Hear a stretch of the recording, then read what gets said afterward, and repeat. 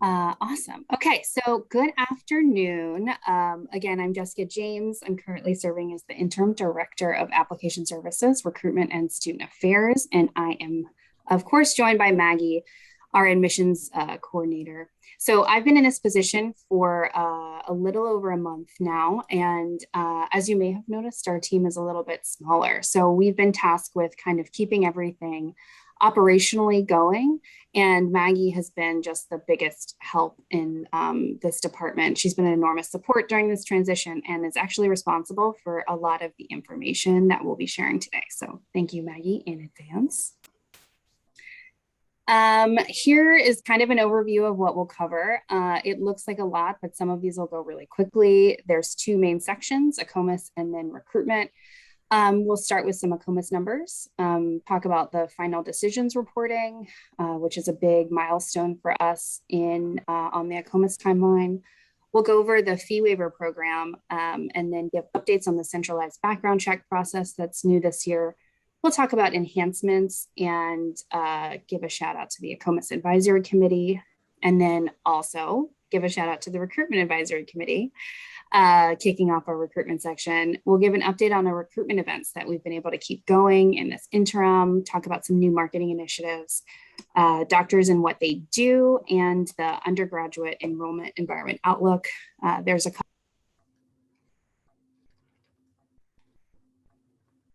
Sorry, I was muted for a second. There's a couple interesting reports and surveys that just came out that I want to call everybody's attention to. So, make sure this works again. So first things first, we're going to share some ACOMAS application numbers with you from the current cycle and benchmark those against the previous cycles. So we'll start with a brief update of our application numbers for the 2021 to 2022 ACOMAS cycle. As of October 1st, 2021, ACOMAS received 19,110 submitted applicants, which is a decrease of 10.4% over October 1st in the prior cycle. There were 175,003 submitted designations or individual applications to medical school. That's a decrease of 7.45% over October of 2020. So you'll see on the chart on the, second column from the far right is the percent change year over year. So this cycle over last cycle. And this year we included, which we don't typically do, a 2-year outlook on the far right to show that we're tracking actually up from where we were 2 years ago. So last year we just saw that, big increase with the COVID year with all of the applicants. And then this year is more of a more typical year that we've seen. So each applicant submitted an average of 9.16 designations, and that's a slight increase of 0.33 designations per applicant or 3.74%. So again, the 2020 to 2021 cycle represented an unprecedented spike in applicant growth. We ended the cycle up by about 19% in both applicants and designations. And this year is trending towards a more typical application cycle.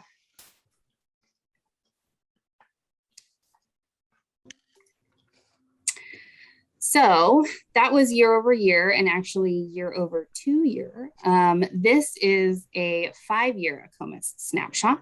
So the current 2021 to 2022 application cycle is in red and the other application cycles are in shades of blue. And I'm sorry if you can't see that super well, but it's really hard to chart this on a PowerPoint. So that top dark blue line that you see is the 2020 to 2021 application cycle. And you can see that that is just significantly higher than we've seen in the past. And this application cycle is falling above the 2017 to 2018 cycle and the subsequent 2 years, but below last cycle. And then this is the same chart, but with submitted designations by month instead of submitted applicants by month. And it really shows the exact same trends. So that red line that you see just below that dark blue line is the current application cycle. We have application numbers through September 30th of this year. And then that dark blue line is last year where we saw significant growth. I will note that in the beginning of the application cycle, we were seeing which is really interesting. Even though we were down in applicants, we were we were up in designations. So that's that average designations per applicant number that we talked about before. So our students are actually, let me go back 2 slides too. That bottom line that says average designations per applicant is up both cycles. So on average this year, our applicants are applying to 9.16 schools, and that's up over last year, 8.83. So that's a good sign. Even though we're decreasing in applicants, those same applicants are submitting to additional schools, and they're getting in front of additional schools as well for you to recruit and retain them. So digging further down into the demographics of what our applicant pool looks like. So who is actually going to be in front of you this cycle, or who's in front of you so far. So throughout the past 3 cycles, we've seen an increase in the proportion of female candidates applying to DO school.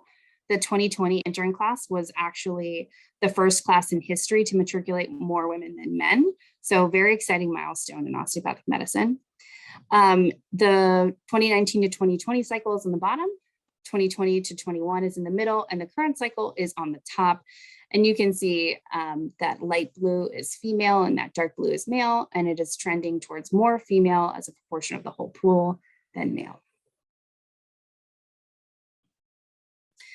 And this one's a little bit more difficult to read, and I apologize. I can read some of that information, but this chart shows applicants by race and ethnicity as of October 1. So the past cycles are not complete. Those are as of October 1 in the past cycles, including this cycle. So this shows the percentages of each race and ethnicity category as a proportion of the pool. So starting from left to right, this cycle, we are up in Asian applicants by 2% over last cycle and 3% the cycle before. 7% of applicants identify as Black or African American, which is down from 8% of applicants last cycle and up from 6% of the cycle before. Did not report is in that little darker blue purple color and has been at 3% for the past 3 years. Hispanic applicants are in pink in the middle and has represented 10% of the total pool for the past 3 years. 2 or more races is in that brighter blue, is also steady at 4% over the past 3 years. And then lastly, in purple on the far right are students who identify as white. They have represented 49% of the applicant pool this year and last year. And then the year before that, they represented 52% of the pool. So because we've experienced an overall increase in applicants last year by 19%, even when the percentages of this chart remain steady, the real number of applicants in each race and ethnicity category increases. So for example, in the 2021 cycle, we received approximately 2,422 applicants who identify as Black or African American, which is up from 1,728 in the 2020 cycle. So that's a real increase of 694 students, even though we didn't see that percentage change as a proportion of the whole pool. So next, I'm gonna give an update on the fee waiver program. This program experiences some significant changes this year. And before we dive into those changes, I think it's important just to give an overview of what the program is, especially for those newcomers. So the primary purpose of ACOM's fee waiver program is to encourage financially disadvantaged applicants to become DOs. So the program does this by waiving the primary ACOMAS application fee to one college of osteopathic medicine. So in the 2021 to 2022 application cycle, the fee waiver is worth $197. And as an added benefit to the program starting last cycle, ACOM also contracted with Big Interview to provide fee waiver program participants complimentary access to their virtual interview platform. So to assess eligibility of the program, applicants must submit a copy of the previous year's tax return to demonstrate their household income level is below 200% of the federal poverty guidelines. So starting in this current application cycle, program applicants also were required to submit a copy of their parent or guardian tax returns, regardless of whether they were claimed as a dependent or not. So we did this because after conducting research in 2019 and 2020, it was determined that this additional piece of documentation would better enable ACOM to holistically assess an applicant's financial background. And lastly, ACOM provides proof of eligibility for this program to all of our colleges of osteopathic medicine that participate in COMAO. So many colleges, as you know, waive secondary or supplemental application fees using this criteria. This status can be shown or can be used in the college's own holistic application process to provide a better picture of an applicant's socioeconomic background. So the program overall has undergone significant growth since 2017. ACOM increased funding for the program by more than 90% since 2017. In the 2017 cycle, ACOM approved funding up to $220,000. And by the 2021 cycle, funding was increased to $421,000. And that is the same funding level that we received this year. So since 2017, we've increased the number of students covered by the program by about 140%. So prior to 2017, the fee waiver covered applications to 3 schools. And because of the size of the fee waiver package, we weren't able to cover as many students using the available funds. So there were hundreds of students who expressed interest in the program and were eligible for the program, but were ultimately denied a waiver because we had already exhausted funds by the time of application. So in 2018, ACOM significantly increased funding for the program, and by reducing the fee waiver package to only cover a single application to medical school, we were able to waive the application fees for every eligible student who applied to the program and enabled us to reach a record-breaking 2,147 applicants last cycle. So that's the most applicants we've ever been able to fund through the program. In the last application cycle, we also ran out of funds fairly early in the application cycle. We not only saw a record number of submitted applicants overall, but a record number of applicants applying for the fee waiver. So we were unable to increase funding to meet that demand. And that is in part why we implemented some of the changes to the program that I'll go over in a little bit. So the number of funds we've distributed this cycle is on the far right side, 982, and it's pictured with a small gradient because the cycle is still in progress. And then lastly, I'll note that in the 2021 cycle, about 8% of all ACOMAS applicants participated in the program. And in the 2019 cycle, about 33% of all program participants matriculated to one of our ACOMAS participating colleges. So this is a little bit more detail about the changes we implemented this year. We revised the fee waiver program in 2021 to 2022 in 2 ways. So the first is that we required parent tax forms for independent applicants. And then the second you see there is new fee waiver status in WebAdmit, which is now visible. That status is eligible, but funds depleted. So after a thorough review of the program, it was determined that about, this was a couple years ago, some of you might remember this presentation. It was determined that about 60% of the examined awardees had a tax status of independent. However, the other demographic categories, like their HRSA indicators, race and ethnicity, gender, didn't indicate that they were truly socioeconomically disadvantaged. So our hypothesis that we later proved with some research was that their tax status was essentially indicating that they might be a student and have a low income for that year, but not necessarily be truly socioeconomically disadvantaged. So we changed the fee waiver program to not distinguish between independent and dependent status for the 2021 to 2022 cycle. All applicants have to provide tax documentation for their parents. There were a limited number of exceptions listed on the screen. The exceptions process has been managed directly through the ACOMAS application by our staff. So far, that's been me and Maggie. So ACOM fee waivers will continue to be provided to eligible applicants on a first come, first served basis. And this year, each waiver covers the cost of the initial application fee.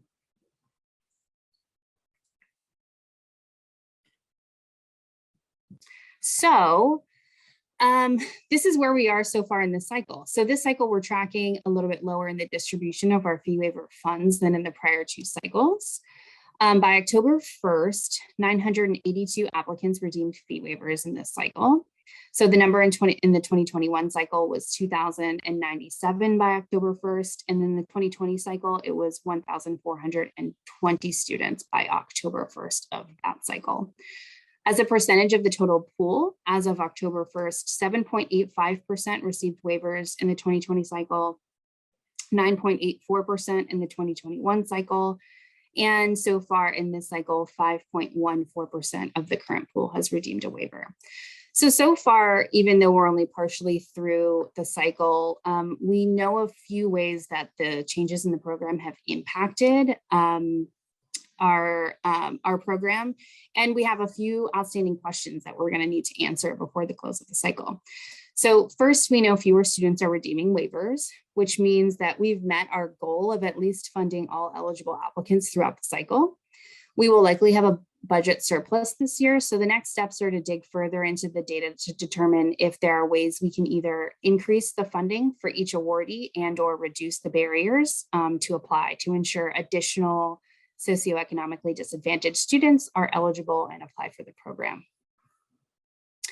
So some potential opportunities for immediate adjustment are for us to increase awareness of the program, because that could be one of the reasons why we're seeing fewer applicants apply to the program.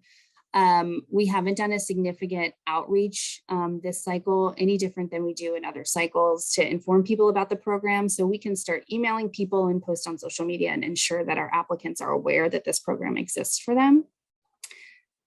And then potential opportunities for future adjustments to the program are to increase the size of the fee waiver award package, increase the poverty guidelines for eligibility. Right now, of course, it's 200%. A few years ago, it was 150%. And just to benchmark that, I think AMC's at 400% right now. And then to reduce the barriers to applying as well. So make sure we're assessing the operational impact of the new changes that are, is the application process too onerous? We can survey our students and kind of get feedback from them on how the application process went. And lastly, we'd like to know if this program is helping meet ACOM's longer term diversity goals. So this research primarily is looking at kind of short-term goals, but in the future, we can think about our matriculants from the fee waiver program as diverse as the applicants. Are they more diverse? Are matriculants from the fee waiver pool as diverse as the general matriculant population? Also, what type of residencies do fee waiver program applicants place into? Are participants more likely to place into a primary care specialty? And are program participants more likely to practice in underserved areas? So these are just some of the questions we've generated over the past year to help drive a data-driven approach to reviewing and assessing the program. Switching gears a little bit, I wanted to give you guys an update on the centralized background check process. So as you know, ACOM partnered with Certify Screening this year to roll out a centralized criminal background check process for the 2021 to 2022 cycle. The 9 schools listed on the right have signed on to participate this year. The background checks are triggered when the first school places a student in the offer accepted decision code in web admit. And this process can only be triggered on or after February 15th. So February 15th, 2022 is when those 9 participating schools will be able to identify students in the offer accepted decision code and receive background check or trigger the run of the background check on the students. So to support a smooth transition with our schools this year, because we know it is a new process, we're going to coordinate a roundtable discussion to connect participating schools with each other and also with Certify staff and liaison staff. A group call, I think, will enable us to discuss best practices and allow the admissions team to discuss amongst themselves and learn potentially from one another. other schools can help fill in the gaps, especially on something kind of as tricky as the background check process. So additional schools may elect to participate in the service in the next application cycle. I know some schools had a year or so left on their contracts of their existing background check providers. So if you are interested in signing up for the 2022 to 2023 cycle, let me know. If you're unsure, we will definitely host an informational session sometime in late winter, I assume, for the upcoming cycle. So this is a list of our upcoming ACOMAS milestones, and actually some milestones that we just hit. There are 2 milestones that we hit on October 1st. The first is that our final decisions were due, final decision reporting were due for all schools. I'll have a little update on how that went this year and what schools can do to complete reporting. Also on October 1st was the deadline to submit enhancement ideas for the 2022 to 2023 cycle.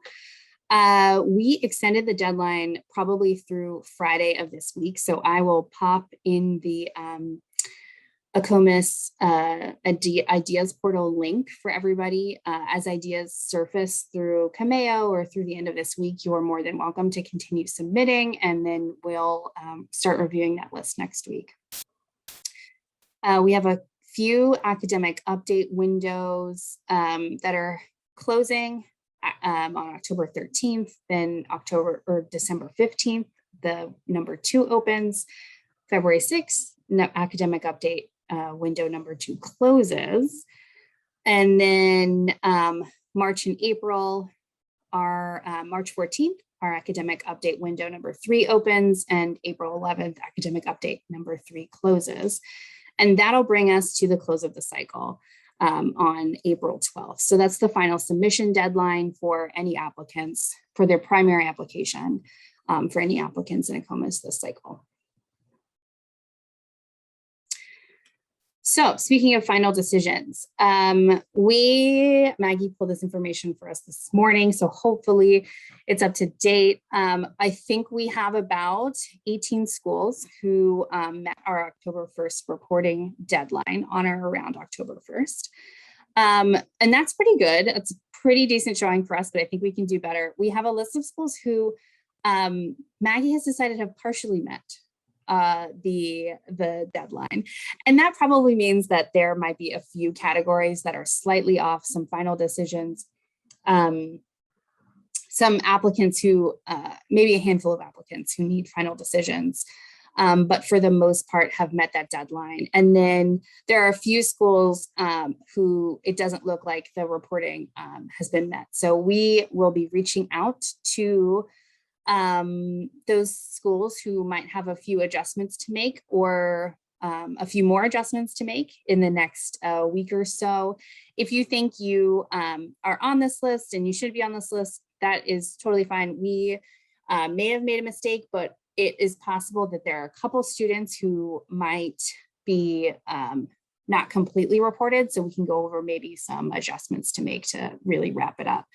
And again, final decisions reporting means that all applicants who have submitted to your designation need to be placed in 5 decision codes. They are denied, deferred to next cycle, matriculated, withdrew, and offer declined. Some common mistakes that we see are maybe the group of matriculants is mapped to offer accepted, or maybe there are students who did not complete their application, who submitted to your designation but didn't complete their application, who haven't been sorted into one of those final decisions. And typically, I think those are sorted into the withdrew decision code. So we'll be reaching out in the next few days. Look out for an email from us and we can help you finish your reporting. So last, I think, ACOMAS update. I just wanted to review the ACOMAS enhancement process that I introduced a little bit earlier. I want to make sure everyone's clear on what the process is. It's very similar to in previous years, but Everybody is welcome and encouraged to participate in this process in some form or another. So we have been doing our what we call ideas collection phase through the summer and the fall. And that is when we collect and compile ideas from COMAO, advisors, students, staffs, and other med school stakeholders. We have an online portal that we use to collect these ideas, and it stays up throughout the year. We actually regularly post that link to that portal in the admissions and recruitment roundup newsletter that is sent out to you guys. So if you ever are forgetting what that link is, it'll be in one of those newsletters. Shortly, we'll be assembling the COMAS Advisory Committee again to walk through these new requests and tell us how important or useful each of these ideas or suggested changes to the platform are. So the COMAS Advisory Committee ranks ideas as high, medium, or low by priority. And that tells us how important it is for us to get it done this year or in the following years for our schools. Then in November and December, ACOM consults with Liaison to determine how hard or how many resources it would take to build and implement those changes. So we typically push to get the higher priority items done for the cycle. And if the lower priority items are easy to do, we push those through too. But sometimes if an idea is low priority, but very difficult to do, we will either revisit that next cycle or set it to the side. So we'll continue to work with the updated list with the COMAS Advisory Committee throughout December to ensure that there's not anything vital that we can't save for a future cycle. And then throughout the beginning of next year, Liaison typically builds out the enhancements into our platform. And then we test them early spring and they're ready to launch so that they're ready to launch in the first week of May. And I want to take a moment to recognize the current members of the COMAS Advisory Committee who help us advance COMAS each year. So this year, our members are Paula Watkins, Kristen Anderson, Natalie Davis, Laura Goodwin, Kyle Hattenberg, Mark Hinson, Steve Kaplan, Jim Walter, and Kevin Zajac. So I encourage you all to use the COMAS Advisory Committee members as a resource and reach out to them if not us, if you'd like to surface any ideas or issues that you're having with the services. They're a great resource and you can always, reach out to us too.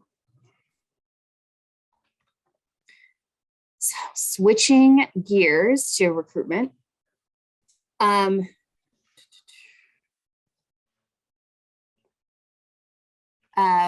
Before we dive into it, I also want to recognize the Recruitment Advisory Committee. So we meet for the first time in, I think, a week and a half. But for the 2021 to 2022 year, a warm welcome to committee members Andrea O'Brien, Emily Brashear, Courtney Lewis, David Arosa, Bree Coach, John Hill, Craig Brown, Valerie Reynolds, Linda Goodson, and Michael Rudisil. So they're also going to be a vital resource for us to navigate the recruitment events and efforts that we have upcoming for this fall and early spring. And that leads us right into recruitment events roundup. So on the left, you'll see a list of some of the events that we've hit probably since we last met as a large group. We've done 3 Choose DO Expos, one in April, one in June, and one in September. While Erin was still here, she did presentations and some regional and NAAHP events, as well as an UMD fair. And Dr. Mark Spiker actually presented to UT Arlington in September as well. And then upcoming, we have another presentation from Mark on October 23rd to Pre-SOMA.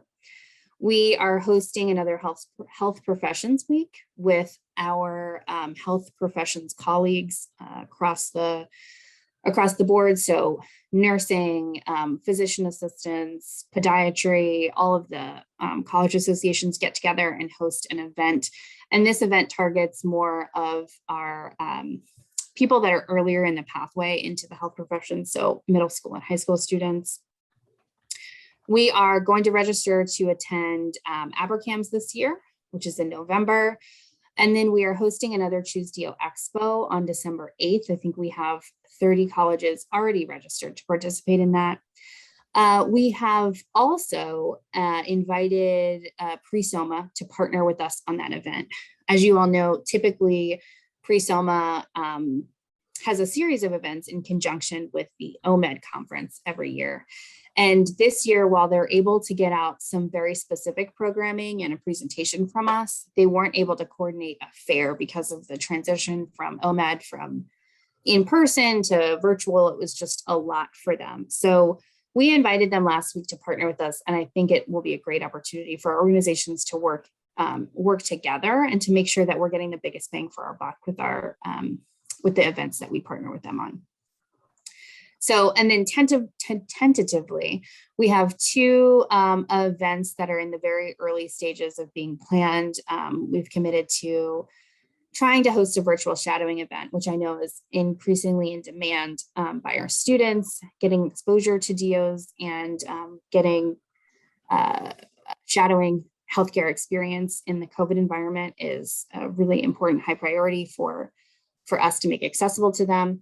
And then we've talked internally about, and with several members about picking up the diversity in osteopathic medicine event again that we did. We did that event for the first time last year and weren't able to kick off another one for the fall, but hopefully we'll get that going again next year. So we also have some marketing initiatives in addition to those recruitment events to help us with recruitment. The first one, I think Dr. Kane really touched on in his presentation yesterday, is an ACOM and Choose DO branding refresh. And this is already in progress. We've partnered with a company called Legend Labs to do this refresh for us and really lead the way.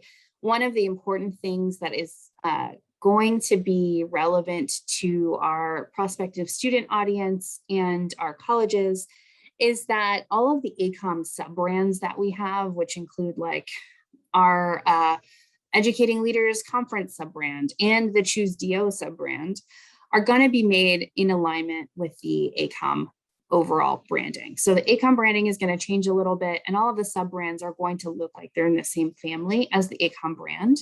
So the look and feel of the brand, the language that we use to talk about osteopathic medicine, all of those are going to be in alignment with each other once this process is over. So the Choose DO website, which houses our Choose DO Explorer and all of our prospective student marketing materials and educational pieces, is probably going to be refreshed by the time we launch next cycle and will likely be brought under the ACOM domain. So instead of going to a separate website, Choose DO will be on the ACOM website as maybe a subsite. But it'll look and feel really similar to whatever the new direction for the ACOM brand is going to be. So in addition to that branding refresh that our team is participating in with marketing communications, we're also launching paid search campaigns starting in November through February that will target students who are prepared to apply to medical school but may not have considered DO schools yet or have cast a wide enough net. We did, I think, this similar campaign last year and had some really positive results in terms of click-through rates and application rates even later in the cycle. I think it makes sense for us to do it again. And then ongoing is, of course, our email nurture campaigns.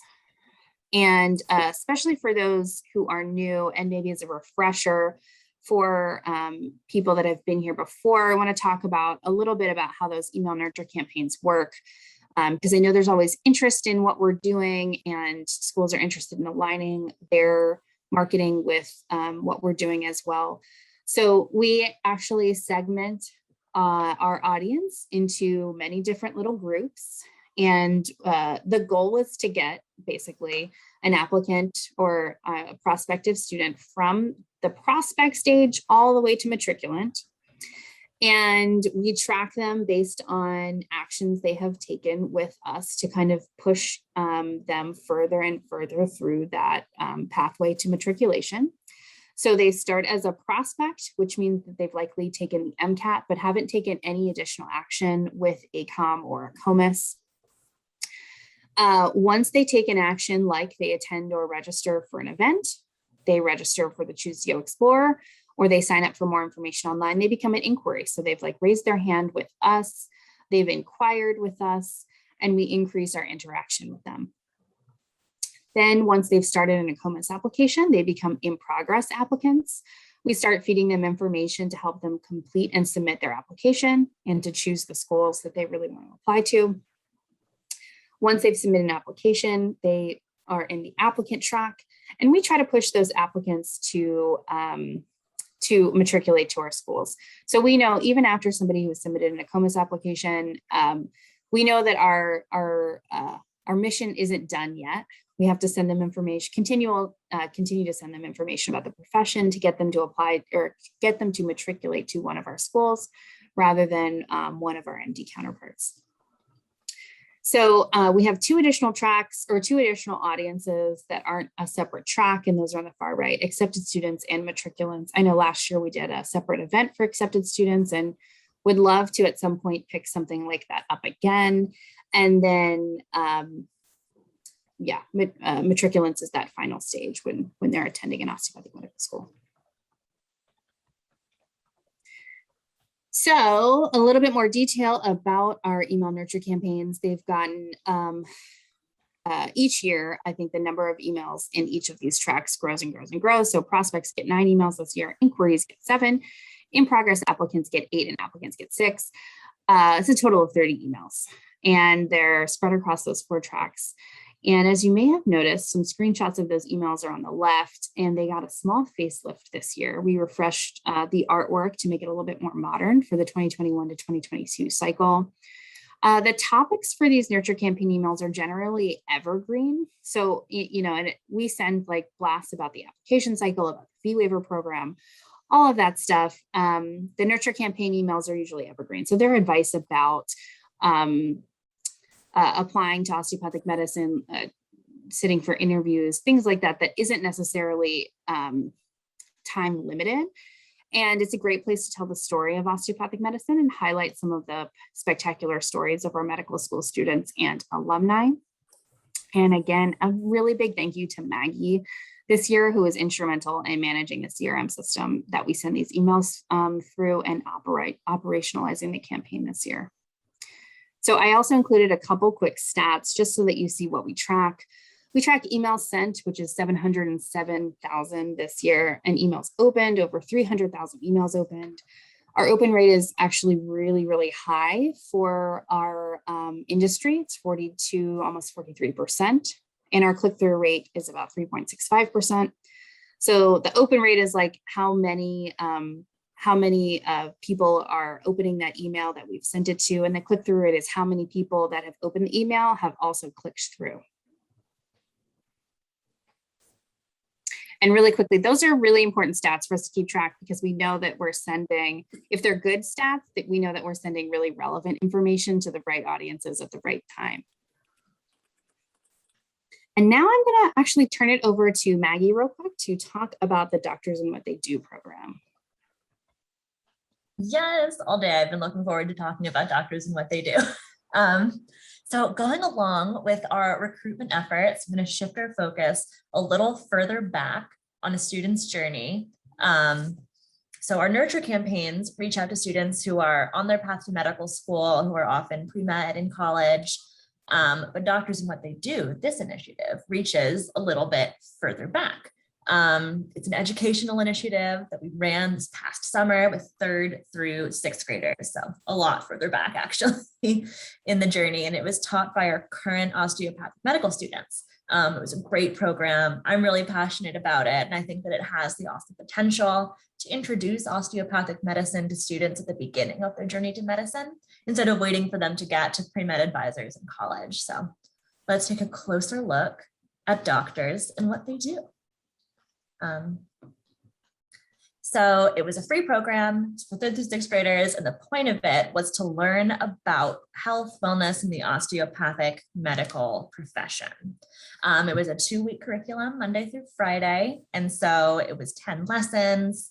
They all lasted about 50 minutes, sometimes a little bit longer, sometimes a little bit shorter, but our osteopathic medical students were really good about keeping them almost exactly an hour long, pretty uniformly. All of it was virtual because, COVID. But we have some things in the next slide about the future of doctors and what they do, but we would definitely love to make it in person eventually. The program was designed by educational consultants, Rachel Koval and Katie Murphy. And the two of them also trained our osteopathic medical students. They're current teachers, so they did a really great job in preparing students really well to teach. They also were able to align the program with Common Core standards. And it worked really well to inspire and educate the next generation of doctors. Topics included the different types of doctors, what it means to be healthy. It was a great program. So let's talk a little bit about the outcomes of the pilot.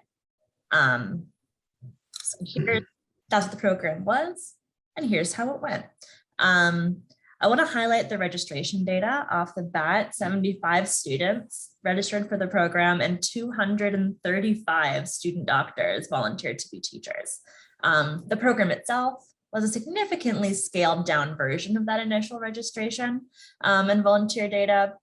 But I want to acknowledge that there's a lot of interest in the program. There was a lot of in what they do. Bless you. To whoever I just heard cough. Sorry, just totally lost my train of thought. So there was interest in it and demand for it, and the amount of people involved was super, super exciting.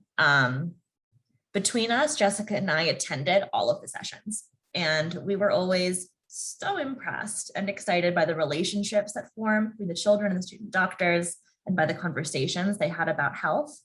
And they had all kinds of discussions, health, types of doctors. They even did some mock diagnoses, which was pretty much every student's favorite day of the program, was when they got to work with student doctors who would act out being a patient, and they got to ask them questions and start to think about diagnosis. And you could just see the light flick on in the students' eyes as they were like, I'm doing what doctors do. This is awesome. So that was always so impressive to see the relationships forming, the mentorship that was forming between the student doctors and the students. It wasn't a perfect program. No pilot is without growing pains. We've taken a stock of a few areas that we'd like to improve in the future. But even for a pilot, I think the first summer of programming was a great success for student participants and student doctors. So looking at what they had to say about the program, just to highlight the student feedback is actually from parents, but they talked to their students about it. So one parent said the program helped him realize there's actually more than one type of doctor. So that was huge. When students say they want to be a doctor when they grow up, a lot of them automatically think MD. And this helped them realize that being a DO was even an option, and that even within being a DO, it could be all kinds of more types of doctors. So that was a great eye-opening experience for the students. Another parent said, I cannot say enough about this program. It was great. The student doctors also had great experiences, which was great. It was a really beneficial program to various participants on different levels, all the way up to me. I'm obviously thrilled about the program and how it went. So all the way down from the students, all the way up to people running it. So one student doctor said, I think it's such a great opportunity for kids to learn and have them engage in healthcare related topics. Another said, the opportunity to influence students from a young age, they are able to pursue medicine, it's invaluable. I would have loved to have been taught by osteopathic medical students when I was younger, and would have saved me a lot of time figuring things out for myself. So that is pretty much sums up everything I'm saying about the program, is that it's a great experience. It's a great opportunity. And I'm so happy to be able to share with you that it went really well and it was successful. So shifting over to the future of the program, I'm going to toss it back to Jessica. Thank you. Yes, huge thank you, public thank you, Maggie, for all of the work that you did. That program would not have been possible without your help this year. We didn't intend this when you came on board, but your background in teaching was just the absolute perfect complement to this program. I think this is probably one of my favorite things that I did this year too. It just really meant a lot to be involved in this. So the future of the program is a little bit gray at the moment because we're in this staffing transition, and this program is pretty resource intensive, as Maggie said. Either me or Maggie was at every single teaching session. So we're a little bit in a holding pattern until the new VP is hired and we get additional staff on board. And Dr. Kane also mentioned yesterday that there was potential for a partnership in the works to help us expand the program. So while the pilot phase 1 is over, it has not fallen off our radar. We hope to continue it in the future, but we're just not quite sure what form it will take.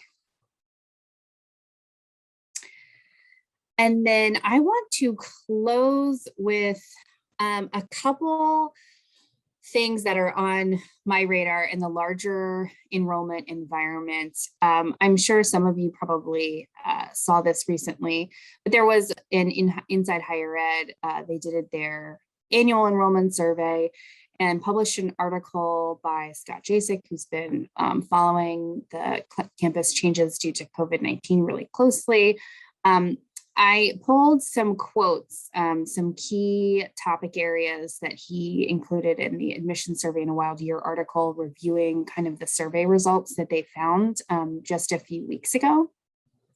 And some of the general trends that are happening in the undergraduate world will probably affect us in 2, 3, 4 years.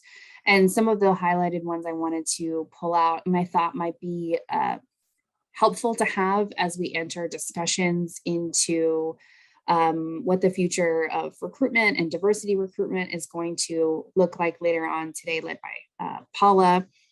The first is that there's a lot of concern at the undergraduate level of filling their classes. Most schools or institutions, most of the ones surveyed at least, are not hitting their enrollment goals, or they're hitting them after the traditional milestone dates that they usually fill their classes.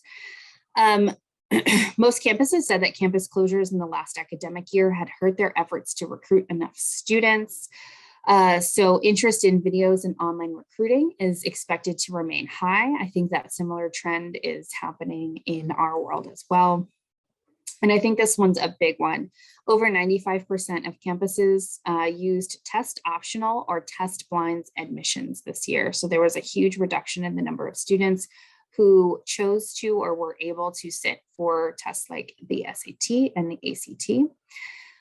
Of those schools that adopted test optional or test blind admissions this year, 55% say they admitted more Black, Latinx, and Native American students. 3/4 of admissions officers favor continuing test optional indefinitely. So there was a lot of push before the pandemic to test optional. And I think that the pandemic has really increased or rapidly kind of transformed the admissions environment into that direction as well. And most schools surveyed are either not worried or slightly worried about the prospect of the Supreme Court deciding to review Harvard University's affirmative action plans. And then a couple high-level enrollment information too that I wanted to make sure that you guys were all aware of. The National Student Clearinghouse recently published their study of spring 2021 enrollment. And this study shows a dramatic decrease in the total of undergraduate enrollment. And some of those decreases are in sectors that we really care about, like the biological and biomedical sciences. I think you can see, so at the top, so going across their spring 21 enrollment, in the middle is spring 2020 enrollment, and then on the far right is spring 2019 enrollment. So the numbers on the far right are numbers that we will be seeing very shortly. If an undergraduate student enrolled in, spring 2019, we would see them 3 to 4 years later in the application pool. There you can see far back, undergraduate enrollment in general in spring 2019 was down from the previous year by 2.3%. In spring 2020, it was down 0.5%. And then in spring 2021, it was down almost 5%. And then on the bottom, the biological and biomedical sciences, the spring 2019 enrollment was actually up by 0.2%. And then for the subsequent years decreased. This spring 2021 enrollment data says that they decreased by 2.5%.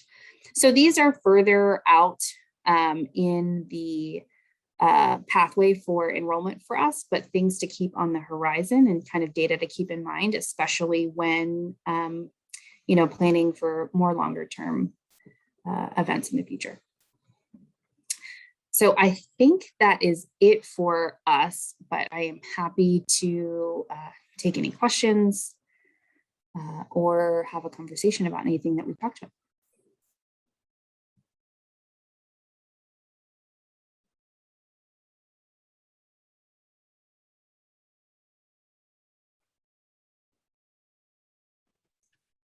Hi, Jessica, it's me again. You always have a question. Back to your fee waiver slides, you mentioned that you changed the requirement where students are required to include parental tax information. And so I was just curious, I know you're obviously looking at, the question was why they're not, but do you think that may be reason, depending upon who it is that needs the fee waiver? In some cases, some students don't have, access to that information. They don't have parental information. And I know it now allows you to distribute the funding more broadly, but have you considered that as maybe a barrier to? Absolutely. Yeah, so this year, as Paula mentioned, is the first year that we implemented the parent tax documentation requirements. And that was so that we could get that fuller understanding of an applicant's financial background to make that decision. Some students, for a lot of reasons, would not have access to that documentation. So we created an exceptions process that's embedded in the fee waiver application. So let me quickly pull up what those exceptions are. The exceptions are deceased if parents are deceased, incarcerated, or legally emancipated. And then there's another option that's called other extenuating circumstances that a lot of our students use this year as well, where they could document whatever circumstances that they had that didn't necessarily neatly fit into those list of exceptions that we had already provided. I do think that whenever you put in more red tape, that is a barrier in and of itself, even if you create that exceptions process. So I think our job is to kind of figure out how much is that really a barrier. It might involve surveying some of our students and digging into some of the demographic data. But if, the intention was actually to put in a barrier to make sure that we were targeting the right students. So I think it's just a delicate balance that we need to figure out if we're doing that correctly. And Mark, you have your hand raised. I do. I just wanted to echo something that you said, so people are hearing it. What we're trying to do is focus on socioeconomically disadvantaged students rather than students who are in a master's degree program and therefore have reduced income, but are being supported by their parents or families or other sources. And it's hard. And so this is our first year trying, and we will definitely analyze the results and make some changes again for next year. So I don't want you to think that this is how it's going to be going forward. This was our best stab at it for this year, and I am quite certain we will make some changes for next year. Great, thank you. Adrian, I see your hand is also up. Yes, outstanding, ma'am. Both of thank you. Awesome. Love the things. We were asked this question right away with some marketing concerns about how, inquiries are down. and the leads are down, things like that, like what's going on in the world. And I wondered, this is for the benefit of everyone too, along with this, back in the day, they did a survey of admissions professionals, like how our job is changing. And I think we have to be somewhere in this picture. We talk about the impact to the student. And I'm reflecting off of a late night conversation I had with a new director at another institution, not any of these represented here. And it was just frustrating. And I just want to highlight a couple of things that were crazy to me. First, the person relocated to the campus, similar to my situation where I was virtual the first year because of the pandemic, but literally was virtual the whole time. So the team is in one area and the director is in another because they can't make that connection just yet. And so the actual transition to campus has been a month, literally, like physically looking at things. So when I talk about that disconnect, I feel like this is where our leadership should come in, is that we are all functioning, like the whole entire world is crazy with all kinds of issues as it relates to COVID, right? And so every time our university decides to do something different, we're half-time, we're hybrid, we're whatever, we're just trying to throw the kitchen sink in there and just see where you're most productive. And I went to a session that was really excellent that was saying, just have some compassion and empathy and see where people are, like check in on your people and make sure that the kind of requests that you're making make sense. And then also, is it timely? And then where can they be the most productive? I keep asking that question. And my team members are on the phone, they're on here with you so they can respond as well. But, I keep talking to them about, we need to rest. Have you rested lately? I said, can you take some PTO? Like, just go, bye, get out for just a minute. So my point in saying all this is to us as leaders that somewhere we have to be in this equation, like what's happening to the percent down and all that kind of stuff, the tragic turnover that this person stepped into. So I had them reflect for a minute on just being grateful for the fact that they had stepped into the situation and to really reflect on what did they come across when they came to the place. So, it wasn't all ready to go. And both Maggie and Jessica, you're in this transition as well. So we have a lot of expectations, there's pressure and stress. And we don't necessarily always talk about that, but I think we need to throw some mental health in there. So maybe I need to look on our little link where it says about suggestions. I need to put this over there, but I just wanted to raise the idea that one of the things that seems to keep popping its ugly head up is some of the ridiculous requests that leaders may ask of us, or leaders ourselves may ask of our staff. We need to step back for a minute, take a breath, and really consider whether it's that important to travel, or also is it where are you traveling and why? And then also when you talk about traveling, not only what is it for, but will there be people to meet with you when you get there? And then is it safe? There's still that kind of a question out there. So I know that for every turn that we have, I know there's stress with every decision, even when it feels like, oh, hey, this is great. Like you can work remotely now and you can work home now.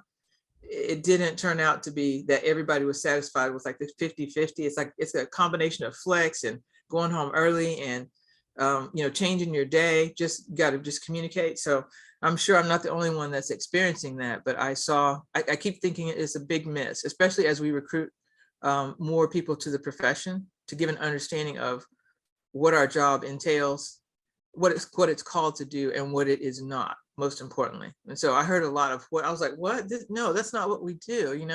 It's not just a sales job, and it's not about logging people's hours in on the computer. I was like, what the heck? I was like, you got to establish some boundaries here, because when we get these nice fancy CRMs, we just implement at Slate. It's a tool. It is not the answer. It's not the panacea. So I want to see more strategic thinking. I want to see more innovation and more time for us to have space time together and talk about how we're not uploading apps, wonderful things like this. Most importantly, what I shared with my team this morning that I got from this conversation was that that staff that just inherited that new director is not getting any professional development. They're not, because they're all struggling, and then that person is struggling. And that's just a sad way to go, because you're just kind of stuck in this, and they've already transitioned out from one person. Here's a new person who can't get their footing. But I say that in support of any of our new members on the phone, or anyone who has staff that is in transition, is coming into the pandemic, we look just like our students. So, please take a moment and just be considerate of that, think of that, and try to embrace all that energy and that creativity, because you do want them to be successful. And, of course, sometimes you just have there's a bad experience, it's not a good pick. It doesn't work out for the person.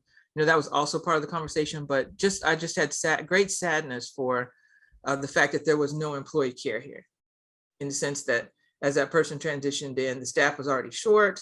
We're in a pandemic. I mean, can you imagine searching for your home by video? I did that, and I'm very happy with it. I'm working through that, but we're still unpacking boxes. If you could see behind me, there's the Peloton, but it's got things all piled on it too. So, as we think about that transition as well, and I will put my ideas into the link that we include. What does that mean for us in the jobs that we do as well? Because I love to come back to you guys and say, hey, I was asked this question. What are you guys doing? Just so I can say, well, I talked to all the different directors and chiefs and provosts and all these other people who might be on the phone. And I say, here's what everybody else is doing since you asked. And it seems to be very, very powerful. And then when we have similar sites about what we'd like to do, it really speaks powerful. So thank you for that. And thank you for the time.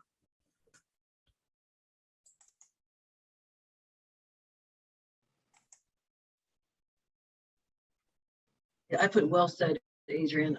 Thank you so much for that. I think we're all feeling it. You just said something very profound that I actually said to a couple people. And, I kind of was in a meeting about a week ago with leadership. And I used the term, which is why it's so amazing, that, admissions people do the work and they hustle and they put their head down and they just down to the plow. And you don't see them, you just see the results. But you don't recognize the results because they're so good at what they do. They just provide them, and you take sometimes that information for granted. And I really felt compelled to say that's exactly right. Compelled to say that because at the start of the meeting, because I think that the meeting was about assessment and things like that. And it's important to say that, and self-care is extremely important in these times. So thanks for pointing that out, because that means that that's going to be on the ideas portal. We need to take care of each other and ourselves so that we can continue to do this work, because it's not easy work, but everybody makes it look very easy. So thanks for that. Paula, I wanted to ask Jessica and maybe Mark also, and I hate to move away from what has been that personal discussion and impact that these things have on individuals. But going back to data for a minute, if that's okay. Do you all look at when you're moving through that continuum of, perspective to applicant and all of that, do you all look at the numbers of students who don't complete their applications at the schools? I know that's part of the reporting. And do you all look at that and examine that in any way? Jessica, do you want to go first, and then I'll go? Yeah, I was going to say so there's a couple things that go on, I think, when students don't complete their applications. One of them is we end up having a lot of in progress applicants every year that never seem to submit or kind of move through the cycle.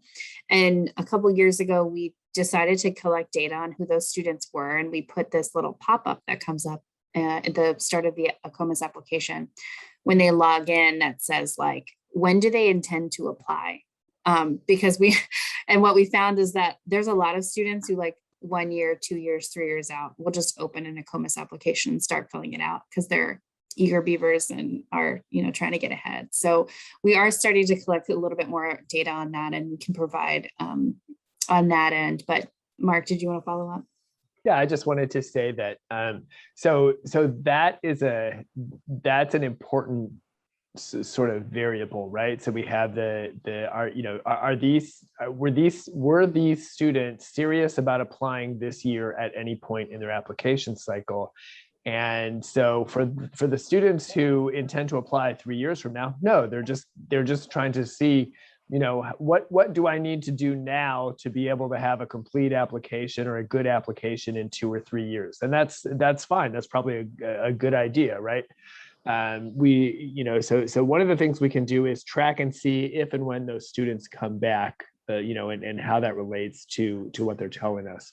So that's number one. Number two is, are there specific points of the application that students stop working on? And so, are there obstacles within the application? And number three is, what are the characteristics of students who intend to apply but don't apply? So we're actually working with Helio Campus to do a dashboard on those, the last two groups of students. The first group of students, I'll need to work with Jessica to see if we can and do that specific follow-up as well. But we have started asking those questions about, because quite frankly, having unsubmitted applications was screwing up our numbers for a while. And Helio Campus was grabbing all applications instead of submitted applications, and we had to sort of do so. So that's how this came up. But the answer is, yeah, hopefully in 2022 we're rolling out some dashboards that let you look at your schools, or you get to look at sort of applicants that are similar to those who would apply to your school. So from the same geographic locations, or with the same sort of ranges of GPAs and MCATs, and why they're not completing their application. So we look forward to sharing that information with you. There's a question in the chat that Carrie just placed. Does ACOM use Student Tracker by National Student Clearinghouse? We don't, but we have talked about it before.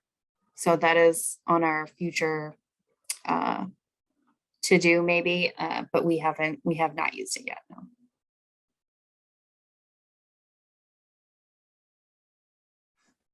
Any other questions for Jessica or Dr. Spiker? Great information, Jessica. It's just amazing. Would we have access to any of your slides at all? Are they accessible to us? Absolutely. I can share the slides right after this. I'll share mine with Jessica, and I'll ask Bob to share his as well. Oh, yeah. excellent. Thank you so Post them much. all at once. Yeah, that would be great. Okay. And we are just noting, we are recording this, and that'll be posted internally for this group, not publicly, of course, but you'll be able to review the recording afterward. Yeah, no, that's great. Yeah, thank